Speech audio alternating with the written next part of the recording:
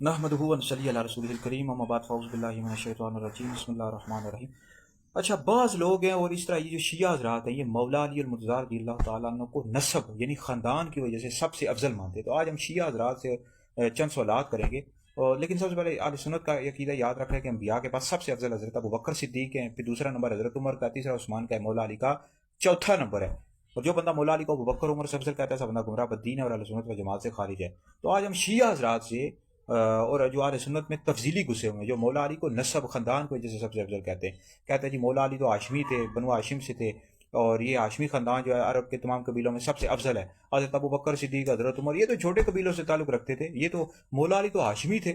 تو شیعوں سے ہمارا پہلا سوال یہ ہے کہ اگر تم کہتے ہو خاندان کے والے سے مولا علی کا پہلا نمبر ہے، تو پھر یہ بتاؤ کہ نبی کریم علیہ السلام کی اولاد کا پہلا نمبر بنتا ہے یا پھر مولا علی کا؟ مولا علی تو واسطے کے ساتھ حضور کے چچا آزاد بھائی ہیں نا، چچا کے بیٹے، اگرچہ حضور نے ان کو پالا بھی ہے، چچا کے بیٹے ہیں۔ رافضی شیعو، غور و فکر کرو، تفکر کرو۔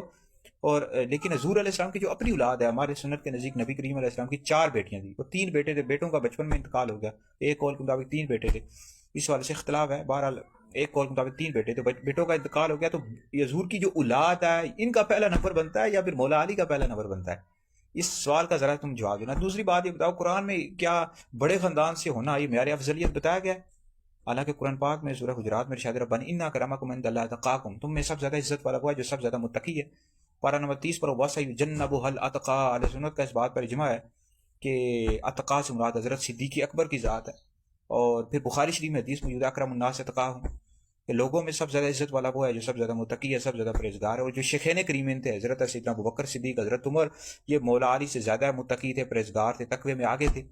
تو ان سوالات کے ذرا کی جواب دو، یہ جو تم خاندان کے والے سے افضل کہتے رہتے ہو، تو ہم ان کو سمجھا رہے ہیں کہ توبہ کرو، جو ہے واپس آ جاؤ، اہل سنت کے عقیدے پر واپس آ جاؤ۔ تفسیریوں کو بھی سمجھا رہے ہیں جو اہل سنت پہ گھسے ہوئے ہیں کہ دنیا میں تو اس کی سزا یہ ہے کہ جو مولا علی کو حضرت ابوبکر صدیق، حضرت عمر سے افضل کہتا ہے، اس کی سزا کتنی ہے؟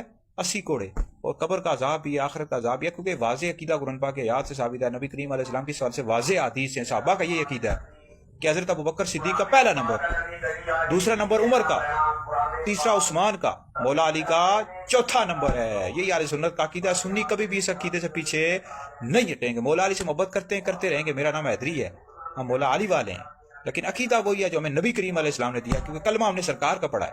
مولا علی کا چوتھا نمبر ہے۔